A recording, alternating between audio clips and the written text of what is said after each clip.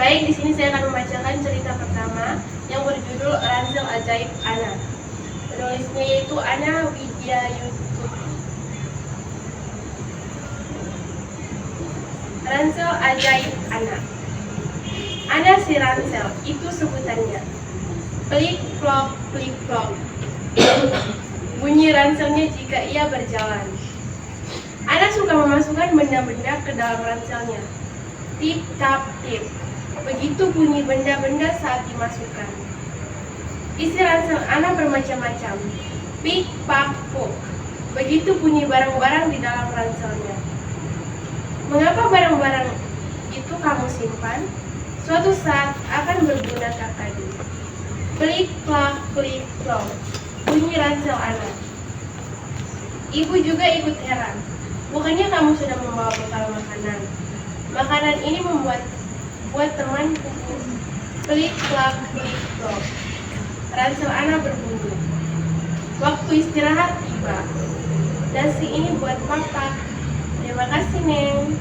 Klik klak klik klok. Bunyi ransel Ana lagi. Pulang dari pasar, ibu membeli bolu. Kardus bekas bolu itu jangan dibuang. Suatu saat pasti akan berguna. Klik klak klik klok. Ransel Ana bertambah isinya. Saat di sekolah, kita simpan di mana peralatan ini? Tanya Riri setelah mengerjakan tugas dari buku. Di sini saja. Klik klak klik klok. Bunyi ransel Ana. Saat pulang sekolah tiba. Wah, resleting tas Riri rusak. Tasnya tidak bisa ditutup. Klik klak klik klok. Itulah ransel Ana. Di tengah perjalanan pulang, wah hujan. Untung ada payung dari tas Ana.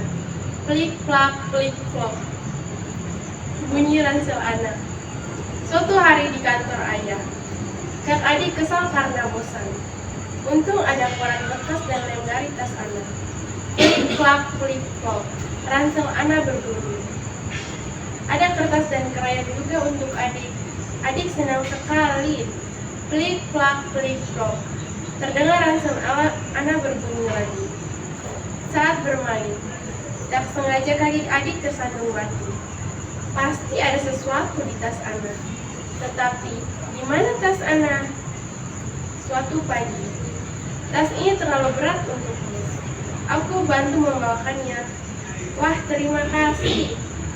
Waduh, rupanya tas belanjaan ibu terlalu berat. Adakah sesuatu di tas Ana? Tentu saja. Klik klak klik klok. Tas Ana dapat menolong siapa saja. Baik, kita akan menganalisis unsur intrinsik dari cerita Ransel Ajaib Ana. Baik, di sini kita akan lanjut menganalisis unsur intrinsik dari cerita Ransel Ajaib Ana. Yang pertama yaitu tema. Inti tema cerita adalah kebaikan, kemampuan membantu orang lain, dan kegunaan yang tak terduga dari barang-barang sederhana. Ransel Ana menjadi simbol dari kebaikan yang selalu siap memberikan bantuan saat dibutuhkan. Yang kedua yaitu tokoh. Ana yaitu tokoh utama, seorang anak yang baik hati dan selalu siap membantu teman serta keluarga.